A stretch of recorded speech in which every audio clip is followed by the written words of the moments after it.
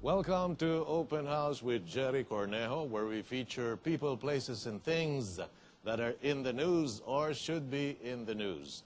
And I'm very happy today because we will be discussing a topic that is very timely, very useful for our time and age, and also our guest happens to be one of the experts in the country and even in our region when it comes to the topic that we will be discussing now, and this is all about KRAV MAGA. Okay, KRAV MAGA, there you go. I mean, for a lot of people watching us now, those seem to be very strange words, and but more and more people, you know, by the hundreds, by the thousands every week, get to know what KRAV MAGA is all about. But to explain exactly what it is, we have the country director of the IKMF, the International KRAV MAGA Federation, Philippines. And we have with us the country director and chief instructor, our friend and third-time guesting, I think, here, or fourth, Mr. Dindo de Jesus. Dindo, welcome. Thank you, Jerry. Okay. Thank you. Dindo, can you tell us again? I mean, first time ka lumabas dito sa programa natin, 3 or 4 years ago. Yeah. And at that time, only a handful of practitioners of KRAV MAGA. Now, when I look at your website and I look at the news and the networks, laging ando kayo sa radyo, sa TV, all over media, you've made a very big impression on media. Not only on media, well, nakatulong nyo na media because you know how we work out. When you see that something is really useful and something is interesting, talagang pinapublicize yan. Okay, first of all, let's start from the very beginning. What is KRAV MAGA all about? KRAV MAGA, Hebrew word siya, which means contact combat. Contact combat. Okay. It's not a martial arts. It's a combat system. Developed siya sa Israel by Lechenfield Sid, or naging chief instructor siya ng IDF. So, nag-start siya mga 1930s. What's IDF? Yeah, Israeli Defense Forces. Okay. Yung mga Mossad, Shin Bet. So, doon siya nag-start. Naging chief instructor siya ng hand-to-hand combat niyon. Then, after nung nag-retire siya, na-feel niya na ituro niya sa mga Israeli, mga citizen. Right. So, right now, miski sa school nila, nasa curriculum, and lahat ng law enforcement, lahat ng units ng military nila are using KRAV MAGA. Well, sa Israel, lahat sila sundalo. I Oo. mean, lahat sila. Yeah. I mean, every citizen, man, woman, and child is required to render military service. Yeah, that's true. So ang sinasabi mo, I mean, almost all of the Israelis are familiar with KRAV MAGA Yeah. when they get to a certain age. No? So, Okay. lahat sila trained KRAV MAGA. Ang difference lang is, madami kasing segment of KRAV MAGA. May civilian, may law enforcement, and may military. Mas trained yung mga talagang like me, naging instructor and continuing training, than yung mga just military lang. Kasi sa military, train sila for 10 days, then papadala na sila sa certain yung job nila kung saan. Right. Oo. Okay. Now, in your case, you have trained practically all sectors. Magmula sa individuals, families, corporate, military, law enforcement, security, close-in securities of all levels. Lahat yun na-train nyo na sa IKMF. Yep. Okay. Now, let me just explain this in layman's terms. Now, the difference between a martial art and KRAV MAGA self-defense system is, ang martial arts, it's really an art. Diba? In other words, ano ito, it's a martial art, it's meron pa mga kata, meron mga discipline, you know, I mean, meron mga, how do you call this? Yung parang nag-ano sila, yung meron sila mga regimen, exercises. Ngayon, tama ba, is it right when I say that when it comes to KRAV MAGA, you go straight to the point? Yes. Tama ba? In other words, when you're faced with a certain situation, tuturo nyo agad. You know, like usually, of course, in a life-threatening situation most of the time. And one thing good about KRAV MAGA that I've, konti-konti, you know, as I said, this is already the 3rd or 4th time Dindo's been here and we've been discussing this. But the more, you know, through the years when I've read about it, I've realized magandang philosophy because one of the philosophies of Krav Maga. If you can avoid the fight, avoid it. Yes, that's Di number ba? one. Oh, kung pwede kang tumakbo, tumakbo ka na lang. That's Di ba? number one. So in other words, you're faced with a life and death situation, you're faced with a dangerous situation. Run as fast as you can if you can. Correct. But the good thing is, pag hindi ka na makatakbo, Yeah. di ba? When you're for one reason or another, you can't run and you have to face up to an opponent. Correct. Halos philosophy ang Krav Maga, no? Ha? Ngayon, from you as one of the chief instructors of the region and in the world, ano ang attitude? Like for instance, if I was a threat to you, and your friends, Yeah. I was a real threat, how would you, anong approach ba niya? Anong philosophy? So, in Krav Maga, may tinatawag kami timeline. Okay. So, paano kami napunta dun sa situation na yun? Paano yung threat? Paano nagsimula? Okay. So, siyempre yung first, kung verbal, Okay. or yung makita kita na parang threat ka sa akin. Okay. So, iiwas ako. Okay. Okay. So, next naman yan, if i-attack mo ko, then I have the techniques for that. And if naman talking, pag-usap sa akin, escalating into a fight probably. So, i-de-escalate ko. Okay. It doesn't make you less of a man kung hindi ka course. makipag-away. Of course. And in the event na you feel na i-attack ka, or probably dalawa na sila, tatlo, and may nakita ka, may a weapon, then you have to do something. So, is this, when you say self-defense, does it mean you wait for the aggression or you wait for the attack or you can preempt? Not all the time na hintayin mo sila. Siyempre, of course, ayaw mo nang masasaktan ka. Okay. So, yun ipipreempt mo. Like, if may hawak siyang knife, or nakita mo bumubunot, alam mo sa Pilipinas, uso yan eh. Right. So, of course, sa Krav Maga, we always kick the groin. Okay. So, you kick his groin, he goes down, and you run. Okay. So, yun ang philosophy, hindi yung, Hindi hindi hintayin mo. saktan mo talaga. Wag, In other wag, words, wag, if you can, the idea is to get out of that dangerous situation. Yeah. Okay. And also, one thing good about this, by the way, is they also, IKMF teaches it for families. Yes. You know, in other words, you're out with your family, you have small children, or your children are teenagers, you know, nag-outing kayo or whatever, and God forbid it happens, but if it does, hindi ba, everybody will know exactly what to do. Yes. Tinuturo nyo ito. Tinuturo namin yun. So you train the family as a unit? Yeah.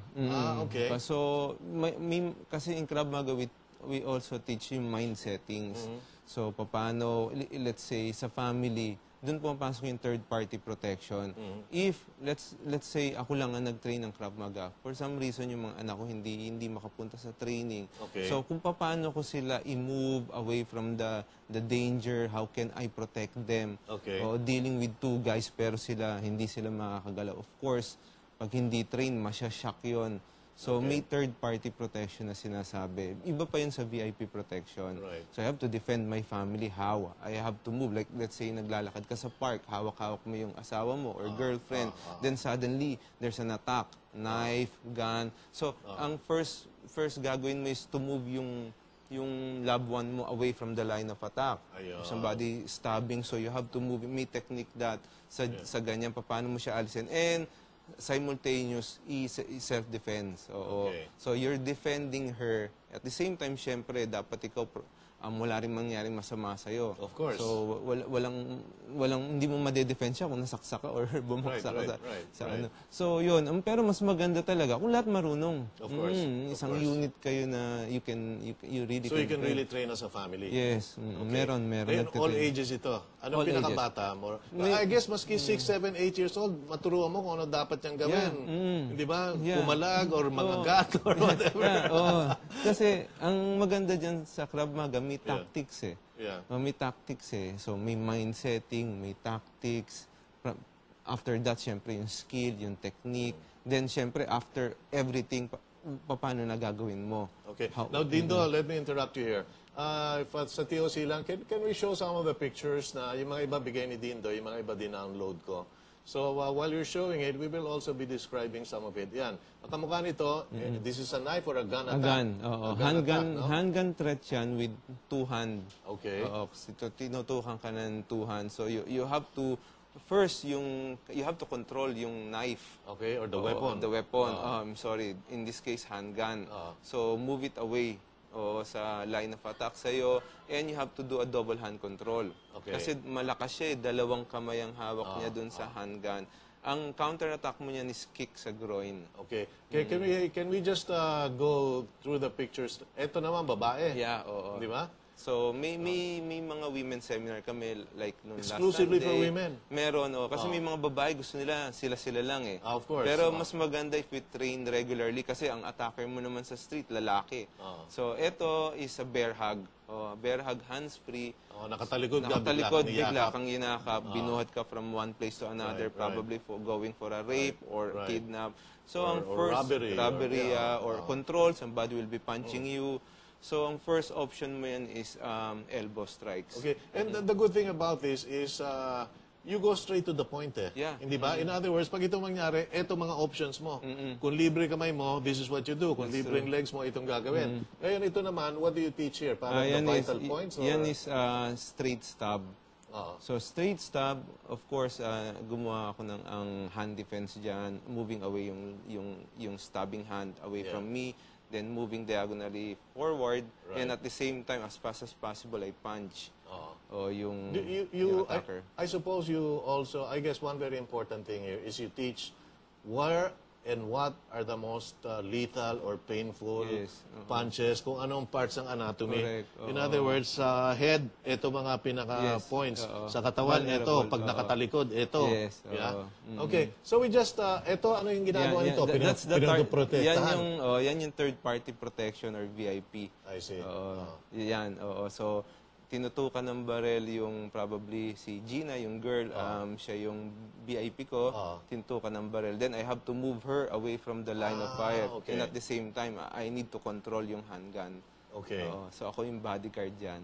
Alright. So, can we just roll? Ito, same thing. Can we just, ito naman, kinuha ko lang sa dinownload ko. So here, it teaches again, siguro, pag niyakap ka, kung anong gagawin mo, mga vulnerable points. Yun, Kasi ang girl, syempre, may maliliit ang knuckle. So, he'll punch lang, can solve the problem. Ito naman, I mean, parang... Ayan yung hostage, na hostage.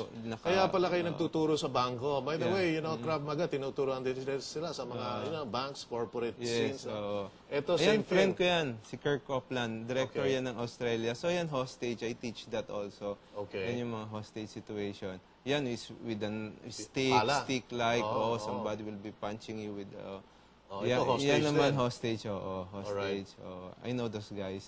You know those guys? Yeah. Ito naman, law enforcement. Law enforcement, yeah. Okay, so IKMF, by the way, also teaches. Ito yung sinasabi ko. Can we stay here for a while? Ito, this is, I think, is very important. No, I mean, most of the time, pinaka nag-aalala yung mga pagkasama yung pamilya. Well, I myself am a family man, so of course, 100% of the time, I try to avoid places na baka may situation na ganyan. No? So this, you teach this also? Yeah. Etong sina to, based on sa technique tsaka sa position, third-party protection, meaning may isang taong naglalakad, tapos may nakita, may hino-hold up na babae. Okay, kaya galing siya sa likod. Yeah, I see. And he knows how to take down. I see. That's a takedown. Okay, so in other words, mga situations is kasama mo pamilya mo or meron kang gustong iligtas. Yeah. Or pag kanyari, yan ang pamilya mo, ay galing ka sa likod. Kung anong gagawin mo. Yeah, Ito, does this really happen? I mean, somebody double your size? Yeah, in KRAV MAGA, we always assume yung attacker natin is bigger than us, bigger, younger more than powerful. us. Powerful, that's Abi Moyal. Yan yung master namin. Grabbing a stick. Okay, you studied under the guy? Ito siguro, tinuturing ito. Yeah, that's multiple attacker. We always assume na ang attacker natin has a friend.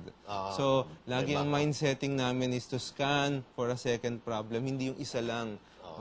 Yan yung difference from other discipline. Okay. So, can we have a few more pictures para ganon, I mean, ayan, ito naman, tinutukan. Guns aside. Teka muna. Ito yung law enforcer kanina, siya kayo na nanunutok. Okay, so gun on the side. So all sorts of, almost all of gun attacks ba eh? Lahat ng angles. Sa likod, sa tagilid, sa tutok sa ulo. Pati yung nakaload eh. You know, meron ako nakikita, nakaluhod. Ito, well, a girl. Yan. That's the technique. Ang threat niyan is gun nasa likod. Okay. Yan yung second movement. So you can tell where this came from. Yeah. I see. So ito, tinutukan yung girl Nasa sa likod. likod. I see. Okay. So, that's just an overview, no? Because sa biglang tingin na gano'n, you think they were practicing some kind of martial art, whether it's karate or kung fu or whatever. But this is actually a Krav Maga technique na I think, as Dindo was explaining and as what I have learned through reading, ang kailangan is to end the situation as much as possible. As fast as possible. As fast as possible, di ba? Yeah. So the striking here is very critical. The striking, tinuturo nyo where to strike in the most critical place, position, para ganon talagang ma-neutralize agad yung kalaban. Kasi like lahat, like eyes. So lahat naman tayo, miski 7-footer, you eye gouge. Right. If he brings you down, then you remove the eyes. What can we do? Aalis siya. Throat. Chin, of course, is the most sensitive. Talaga? Yeah. If I punch your chin, knock out yan. Kaya pala sa mga UFC. Yeah, the chin. Kung saan sinusuntok, nasisipa. Wala. Pag dito, tulog. Hide your chin. If somebody kicks your groin, you will go down. Pero hindi ka knock out. Ito unconscious. Yan, unconscious. Okay, so anyway, we have Mr. Dindo de Jesus, is the country manager of IKMF. That's the International Krav Maga Federation Philippines. He's also the chief instructor. We'll be back to talk more about Krav Maga, how it can affect you, your family, your neighborhood, your community, your company, you know, your employer, di ba? Kung meron ka mga bodyguards. We'll be back right after this. Stay tuned.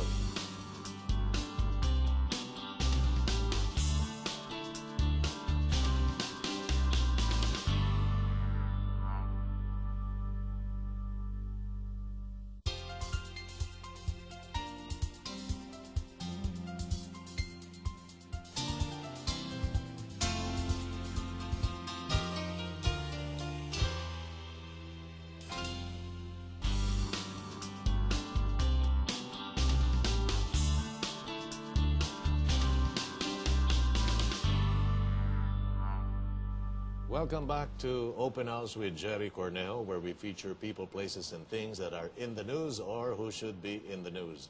And again, if you just tuned in, our topic for today is Krav Maga, an Israeli self-defense system, but that is now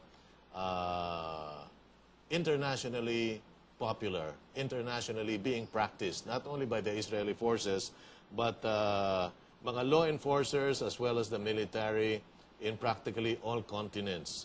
From Asia, North America, South America, Africa, Australia, Antarctica. It's because, why? Kasi itong pinaka-effective, no? Yeah, so anyway, back to our guest, si Mr. Dindo de Jesus, the country manager and chief instructor.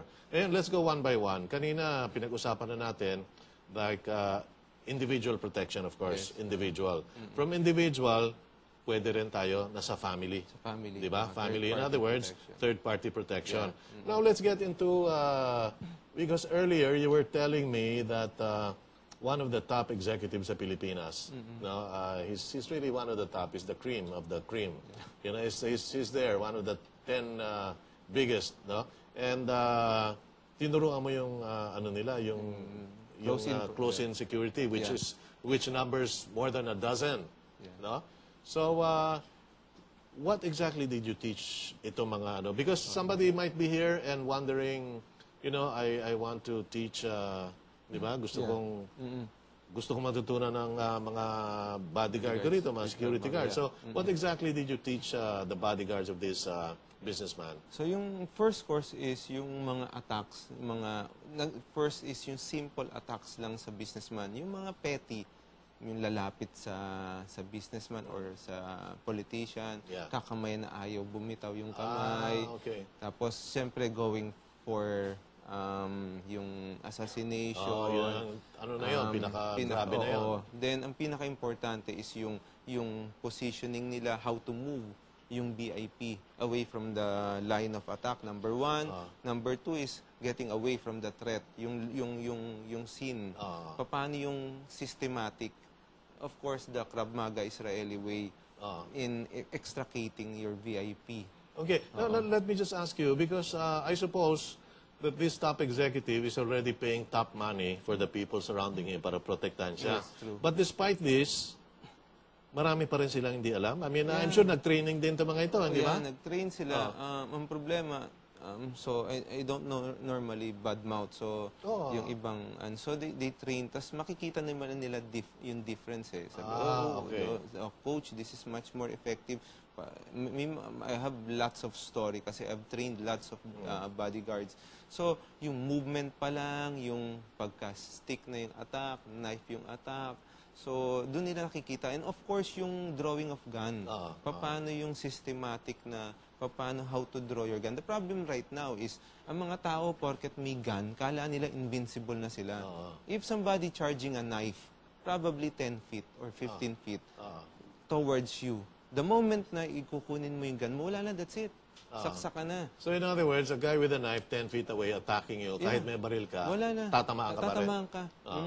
So, tsaka sa pelikula lang yung pag binaril mo, umiit siyang gano'n. That's not true. Although may technique kami sa Israeli combat shooting, how to shoot the guy na talagang para siyang tumama sa pader. Right. So may technique dyan, stopping power. Hindi yan yung hindi yan yung caliber. Not even a large caliber. So 22 could do it. 22, that's different. That's being used by Mossad. I teach that how to use. Pero yung 9mm, 9mm. Ang 22, piercing yan, hindi stopping yan. Yan is close. Yan. Kasi magandang 22, pag nagyan mo ng silencer, talagang wala ka na marinig eh. Pang-assassinate na yan. Then, hindi na natin pwedeng pag-usapan yung mga susunod. Assassination na tayo, no? Yung 9mm is the best. Yeah, 9mm. Well, it's almost a standard gun of... Tsaka, hindi... From there, yung kind of gun, kung ano yung klaseng gun na mas maganda, suitable for the VIPs and law enforcement. Of course, may mga mechanics. Every gun, different sila. So, explain ko yan. Then, how they draw, paano mo, kailan mo ikakasa. Okay. Now, let me just get back to this, no? Because I am sure, a lot of businessmen are watching us. A lot of politicians are watching us. So, it won't hurt to refresh, the skills of your bodyguards, of your security force, di ba? Ang security is a learning process. It's always a work in progress. So in other words, meron kang alam ngayon, baka bukas hindi na applicable yan because of the environment, because of the new weaponry coming out, di ba? So it will not hurt at all to refresh, the skills of your security force. Di ba? After all. Yan ang maganda sa KRAV MAGA. Ang KRAV MAGA is evolving every year. Kaya nga may lagi akong update. If hindi ako nag-update, then marirescind yung license ko.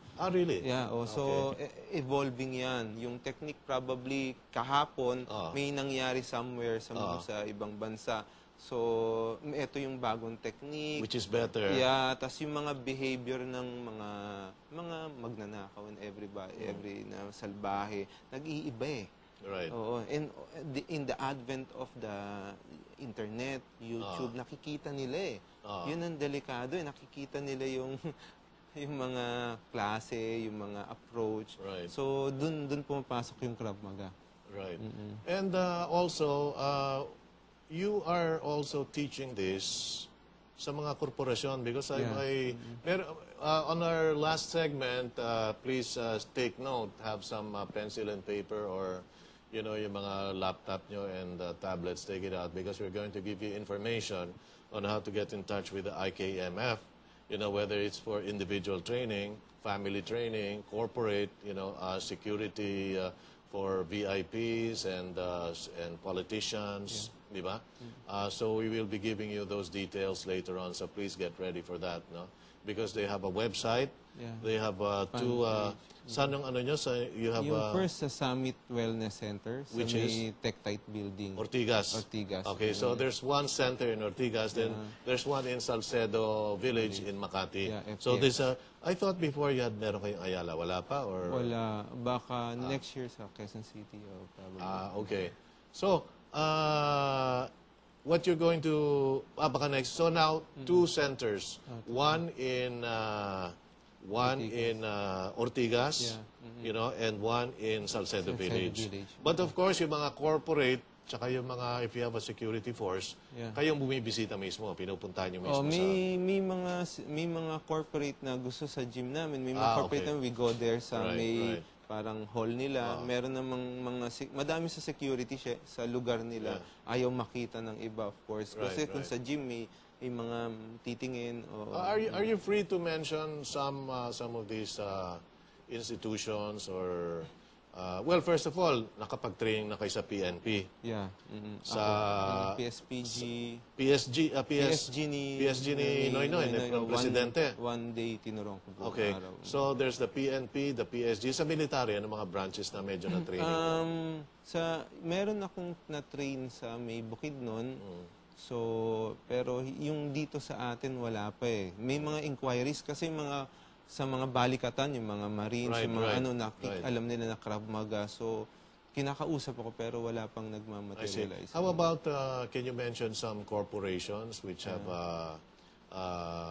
availed of your services na para turuan? Sinong tinuturuan mo? Let's say, pag corporate, kung sino interesado? Employee, officers. Meron na kami sa DKS, Deutsche Bank. So, nag-train ako for 4 days doon. Right now, yung Fujitsu 10 solution. So, later on, may turo ako sa kanila. 4 days rin. And yung may ibang mga companies rin. May mga ayaw magpasa. Of course. But like for instance, banks, do you teach them things like what to do in a hostage situation? Mas maganda, especially yung mga securities. Yung securities talagang mahalaga, yung mga security guards. Okay. Paano yung mga restraints, mga technique for that. Of course, maganda rin siyempre sa employees. Okay. Now, let's talk about you for a while, Dindo. I mean, ano mga credentials mo rito? Like for instance, I know you've trained with international instructors talaga na, di ba merong instructors course talaga? Yeah, may instructors course. But as of now, sa IKMF, sa International KRAV MAGA Federation, you are the only instructor. You're the chief instructor. Yes. Of course, meron ka mga assistant. Mga session leaders na sinasabi. Session leaders. And how do you advance there? Is it by belt also? May black belt? Level system siya. Level. Okay. So, start siya sa practitioner 1. Okay. Train ka for 5 months continuously. Then, test ka for practitioner 2. Pero, if you test for practitioner 2, dapat ipapasa mo rin yung practitioner 1. So, ganon. Pag 5 ka, dapat pasa mo from 1 to 4. Nasaan ka na ngayon, Dindo? Graduate 4. So how far away are you from the basic course? Yung practitioner 1 ba ang pinakamababa? 1. So there's 1, 2, 3 up to 5. Up to 5. Pagkatapos na graduate 1, 2, 3 tas 4. Okay, nasaan ka na? 4, graduate 4. So that's the 9th level I counted more or less. 9th level. How many ano ang pinakamataas diyan sa mundo ng KRAV MAGA? Who has the highest level? Of course, yung may master, pero siyempre yung master, ano na yun eh, may honoraria. May mga expert 5. Like sa amin is Amnon Darsa. Israeli siya na matagal na siya talaga nagtitrain. After you graduate 4, where do you go? Graduate 5? Up to? Hanggang 5, then expert na. Ilan levels naman ng expert? 5 rin. 5 rin. Okay. And then, so right now, anong level ang kasama mo sa pagturo? Like, you are graduate 4. Yeah. Now, your assistants who assist you sa training, anong level sila? Mga practitioner 4. Okay. Oo. May nag-assist rin sa practitioner 3. Okay. So, yun. And one thing nga pala, I mean, when you teach, like for instance, mga empleyado na isang korporasyon, how long is the training? 1 day, 2 days, spread over weeks? Paano ba yun? Normally, 4 days, pero spread over, kunyari, let's say, once a week. Tapos, 1.5 to 2 hours. Yung regular training. Yun, tapos sila nagbibigay ng topics. Sasabihin ko, or sometimes, isasuggest ko kung ano yung topics na gusto nila against knife, against hand-to-hand combat. Right. Okay, so, and then this becomes part of their CSR. this becomes part of their wellness program. Yeah, Di ba? Kumbaga sa mga ibang corporations, a lot of companies now, hindi lang puro siseldohan kita tuwing 15th and 30th. You know, they're concerned about the health and well-being, the welfare of their employees as well as their executives. That's where one of the angles or one of the things that you can offer your employees is KRAV MAGA. And it is something that they will bring with them for the rest of their lives. True. Hindi ba? Hindi yung, it's not just a memory. Hindi lang yung halika, magbakasyon tayo sa Boracay, pagkatapos na pag-uusapan nyo na lang. Di ba? It's something practical. It's something that can actually save your life and the life of your family and loved ones. Kaya, you know, I really wanted to bring this back because in the beginning, parang intro to KRAV MAGA, but the more I learned about it, the more I realized how it can benefit individuals, groups, families, di ba? Kaya later on, by the way, get ready, we are going to give you telephone numbers, we're going to give you websites, fan pages of Facebook, where you can learn more about IKMF, that's International KRAV MAGA Federation, Philippines, no? But on your own also, internationally, you can Google it, no? Makikita mo hanggang mula sa YouTube, you know, from YouTube to Facebook, or just Google it, no? You'll find out, like earlier, some of the pictures you saw, I Googled those. And, pero pareho bang technique niya? In other words, something that is being used in Israel, in Finland, in Bangkok, in the Philippines. So, a practitioner one, pare-parehong skills niya. So, uniform yan. Yeah, may syllabus kami. Okay. So, it's a really structured instruction. So, hindi yung mas magaling ang level ang practitioner one dito kaysa sa practitioner. It's not like that. No, hindi. Okay. And before we end this segment, how long usually, I suppose you have basic courses for individuals. So, let's start with the individual. Anong pinaka-basic course bago siya mag-graduate ng practitioner 1? Normally, ang practitioner 1 is, it takes you mga 3 to 4 months. Tas if you're ready... How often? As much as possible, sana 2 times a week, okay na eh. At least 2 times a week. Okay. 3 times a week is premium. Ayun. So 2 times a week, how many hours per... 1.5. 1.5 hours. Okay, we'll be getting more into the schedules and locations and the how-tos of KRAV MAGA. And it's not only available in Metro Manila, by the way. IKMF has traveled all over the Philippines, Luzon, Visayas, and Mindanao. Kasi meron tayong mga viewers natin, hindi lang Metro Manila, it's all over the Philippines. In fact, even in some parts of Asia. So if you're outside of the Philippines, ask around, you know, even if you're in China, Bangkok, Singapore, Malaysia, Cambodia, tanong nyo about KRAV MAGA. Ask them about KRAV MAGA. You're listening, watching Open House with Gerry Cornejo, and the topic is KRAV MAGA. And we'll be back right after this. Stay tuned.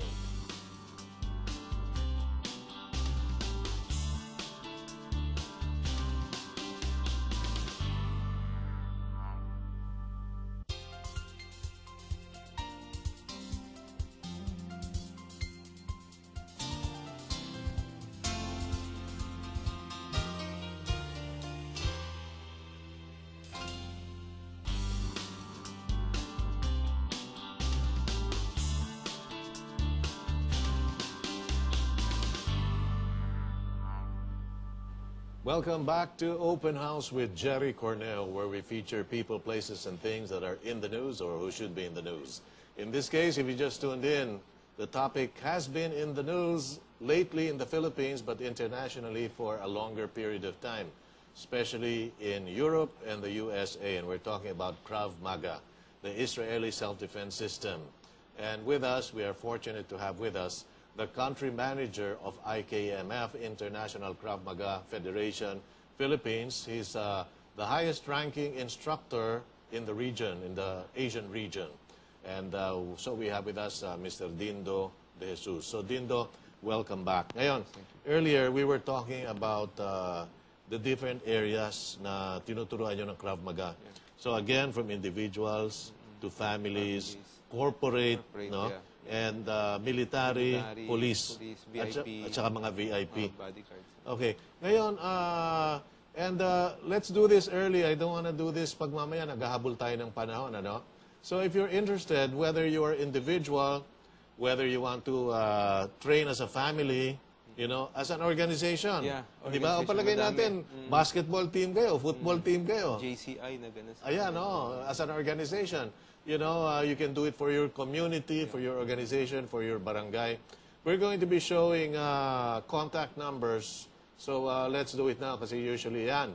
Okay, so usually we do this at the end of the program, but I don't want to be rushing. So there you go, the International KRAV MAGA Federation, Philippines. No? There's the mobile number. Okay, if you want there's an office number, there's an email, and then ayun ang website, no?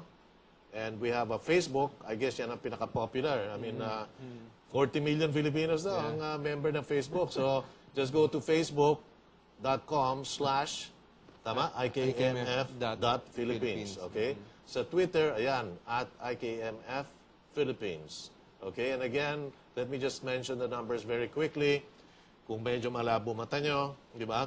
It's 0922-827-0388. Okay, that's mobile.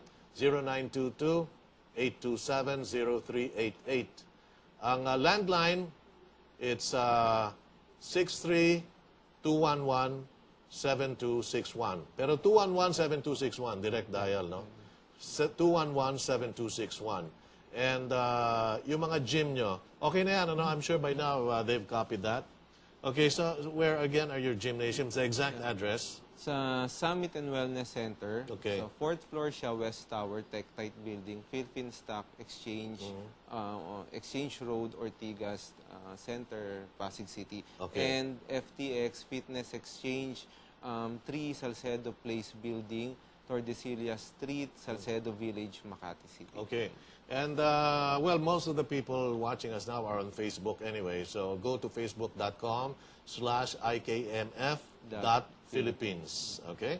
And so, yan, kasi usually, nagmamadali tayo at the end of the program, fina-flash natin yan. So nakita nila, good. Yeah, thank you. Ngayon, Dindo, we were talking earlier about schedules. Like, for instance, somebody is going to start from the beginning, from the basics.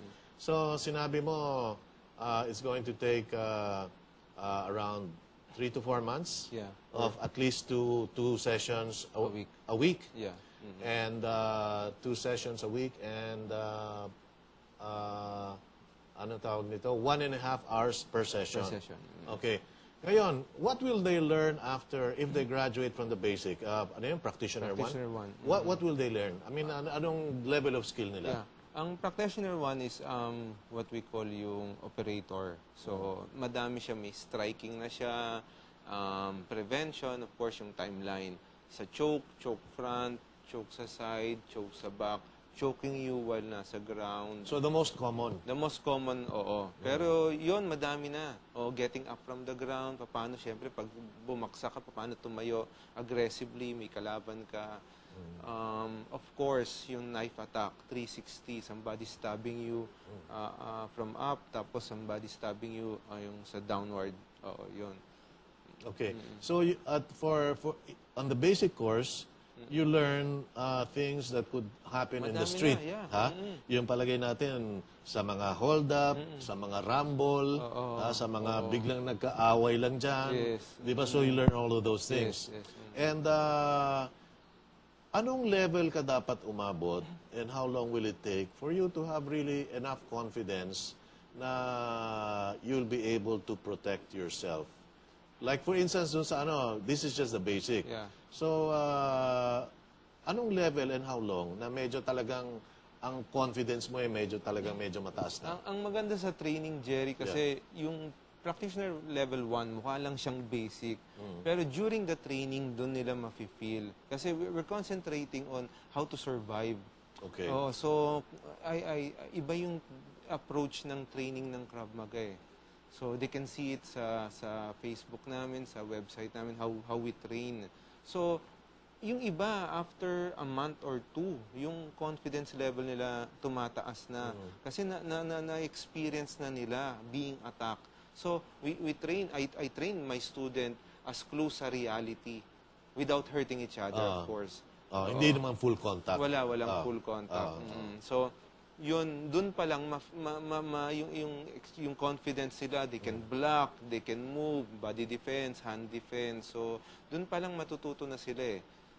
And during 3 months na yun, 4 months na yun, may mga na-inject na techniques na wala sa P1. Probably may sa P3, probably sa ibang level, na in the family nung topic that week. So, dun pa lang mafe-feel na nila, pagod sila, you have to fight, miski na out of breath ka na, you have to survive. Okay. So, dun makukuha nila yon, makukuha nila yung mind setting nila, yung confidence level nila sa street. Okay, okay, Dindo, we're gonna end soon. Ano ang what is the basic, or what is the pinaka-minimum physical fitness na mga estudyante mo? Like, I mean, of course, the more you are at the peak of physical fitness, the better. Whatever you do naman di ba? Ngayon, anong minimum? I mean, nakakalakad, nakakatayo, nakakabuhat. What is the minimum? Basta yung kaya mong pumunta from your house to the gym. Okay ka na. Okay ka na. Okay. As long as you can walk there, as long as you can do the usual daily chores. That's true. May mga student ako na 60 plus na. May mga student ako na may back problems, may mga operation. As long as yung may problema. Siyempre yung cardio, let's say, ang normal drill ko is 45 seconds to 1 minute. So, siyempre, if they say na kakat ko lang sa 30 seconds. So, some just to feel, probably 15 seconds. So, yung nasisiyan sila, miski na may limited sila na physical, of course, hindi naman tayo created equal in terms of that. And tatanda rin tayo, as I've said, may mas malaki, may mas malakas sa atin. Natututo silang to defend. Okay. Kaya natutuwa sila with KRAV MAGA. Kasi in KRAV MAGA, you don't have to be flexible. Right.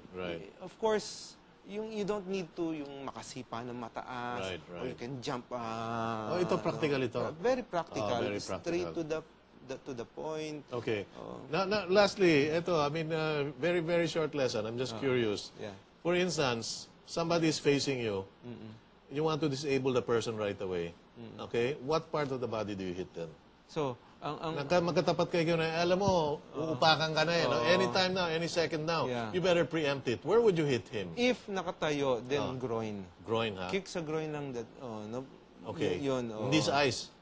Eyes, it's okay.